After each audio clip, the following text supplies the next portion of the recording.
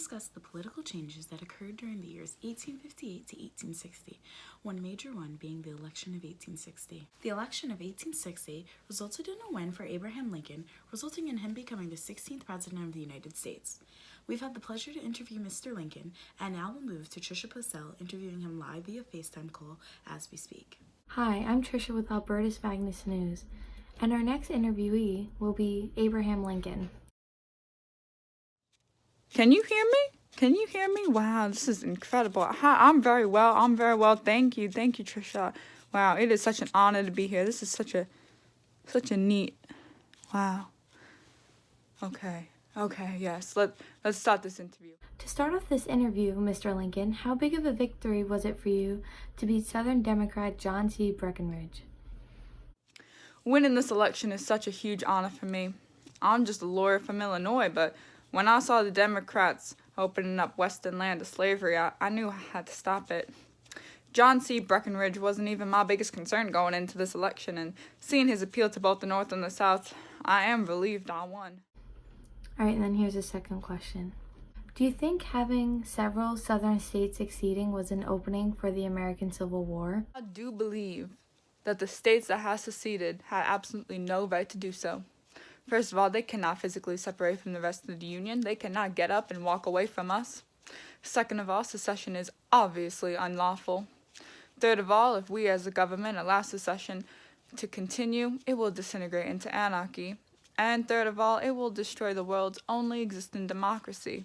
I believe that the United States must stand as a role model for the rest of the world in terms of democratic policies. And if we crumble, there is no hope for anyone else.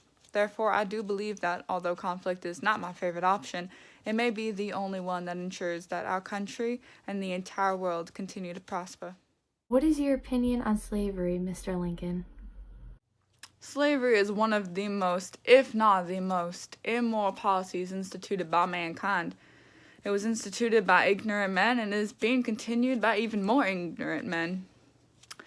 African Americans who have been enslaved for decades are human beings, and there is no morally or politically correct reason that these people should be enslaved. I believe that some people are educated enough to know that, yet it still continues. The Dred Scott decision is one of the most devastating decisions experienced by our young nation. I firmly believe that blacks are entitled to the same freedoms to life as whites, and if a slave is residing in a free territory, then that slave should receive all the rights granted in that territory. There are undeniable rights, such as life, liberty, and happiness, that cannot, under our Constitution, be denied any person, including a slave. Slavery is a great evil, and it is devastating to hear this decision. As far as the decision saying that the Missouri Compromise is unconstitutional, I would like to remind everyone that the institution of slavery is even more unconstitutional, and that is a problem that should be addressed, and I will continue to address it until the day I die, which hopefully will not be too soon, as long as I don't get assassinated or anything. With many varying opinions on slavery, do you think that reuniting the Republican Party helped your election during 1860? I do absolutely think that reuniting the Republican Party did help me tremendously win this election. In 1863, you issued the Emancipation Proclamation. What were the steps leading up to such a historical event?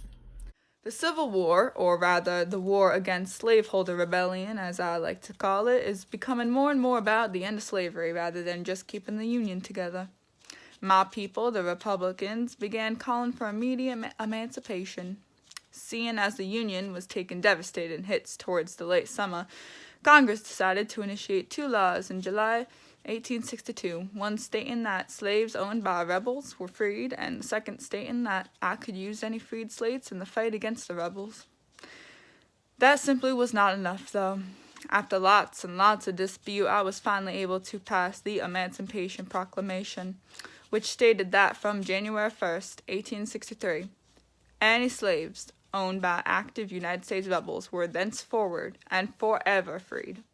Thank you so much for having me, Trisha. This was absolutely wonderful. This is such a nifty little thing that we got going on here. I'm going to have to get me one of these days. I really hope that we can continue the fight against slavery and that once and for all, slavery could be ended. Tricia, and thank you, Mr. Lincoln.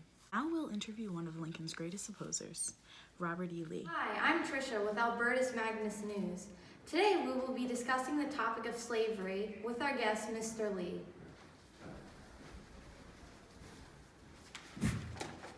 How are you today, Mr. Lee? Well, I've been better.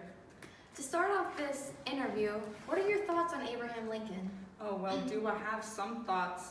I will not deny the intelligence of that man, but I do not agree with his proposition to end slavery. He has no right to take away our institution that we have put together in the South. It has brought us so much economic prosperity, and he has no right. What is your opinion on slavery? Well, I think slavery is a marvelous institution that we have got going on in the South. It has brought us so much economic prosperity, and the North has no right to discourage that because it is bringing them economic prosperity as well. Is it true about the rumors of you changing your father-in-law's last dying wish? Well, I wouldn't say that I necessarily changed it. I would say that I withhold some truth from him. You see, he wanted me to release his slaves after he died, and I did not agree with that. It would have caused so much economic downfall on my family, I couldn't just not do that. So yes, I kept my slave, and maybe I told him I wouldn't, but I did not want him to die upset. I just did not agree. Do you feel that if you didn't have any slaves, you wouldn't make a profit? Well, I reckon that since slavery has brought so much economic prosperity to us thus far, that if we got rid of slavery now, our whole economic system would fail, absolutely. Since half the country is against slavery, do you have any other, how do I say this, reasoning besides economic success? Well, you see, if half the country is against slavery, that means half the country is for slavery, and that is well enough for me. This concludes our interview. Thank you, Tricia, and thank you, Mr. Lee. Now that we've discussed the topic of the election of 1860, it's time for us to discuss our secondary topic. In Harper's Ferry, Virginia, an incident occurred led by a man of the name John Brown. This incident is now called John Brown's Raid. John Brown claims the raid was an abolitionist movement to stop the use of slavery in the southern states. Although Mr. Brown's attempts had the country's best interest in mind, his attempts were futile and stopped within 36 hours of first marching into town. The Marine Corps surrounded him, and he was taken and tried and hung on December 2nd. The North and the South had very differing reactions to the event now called John Brown's Raid. Now we'll go to Jaylene Ortiz, live on the scene with our Northern and Southern commentators, Mr. Chester Smith and Mr. Billy Joe Bob, to discuss how they feel the issue of John Brown's Raid should have been handled. Hi, today we're in the studio with Billy Joe Bob from Virginia to talk about Brown's raid on Harper's Ferry. Billy Joe, what are your feelings on this raid? Howdy, y'all. I'm Billy Joe Bob, a southern plantation owner from the great state of Virginia. Billy Joe, what are your feelings towards this raid?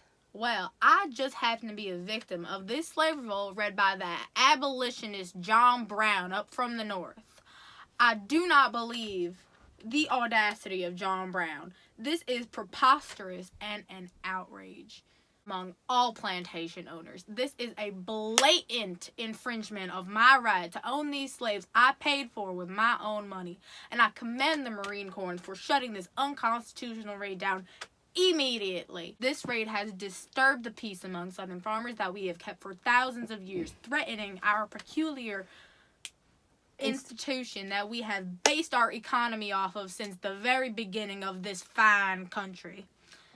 In conclusion, I believe that this raid was downright unconstitutional, and I hope that this upcoming election really represents us Southerners and what we believe in. Thanks, Billy Joe. Now to our Northern commentator, Mr. Chester Smith from New York. Chester, what are your feelings on this raid? I believe that the raid led by John Brown was an extremist view on the end of slavery. Although he was a madman, I do commend his courage and bravery for standing up for what he believes in. Therefore, I do believe it is a great step forward in the fight to end slavery. I myself would seek a more peaceful solution for this problem that plagues our great nation. Thank you, Jaylene, Billy Joe Bob, and Mr. Chester Smith. Now, let's recap quickly. 1858 to 1860 have held major political change for the United States, whether it be the election of 1860 or the divide deepening between the North and the South when concerning slavery. The election of 1860 led to a new political change, which was Abraham Lincoln being elected as president. Mr. Lincoln advocated for African American slaves and wanted them to be freed. The freeing of these slaves through the Emancipation Proclamation led to a great divide between the North and the South, which would eventually lead to what we will call the Civil War. Besides Lincoln's election, as previously stated, John Brown's raid had a major effect on the country and led to the development of the Civil War as well. Both of these major events had a huge impact on the country, which led to a split in the divide over a disagreement of political beliefs and the use of slavery in the United States. I'm Tyler Rivers, and thank you for watching Albertus Magnus News.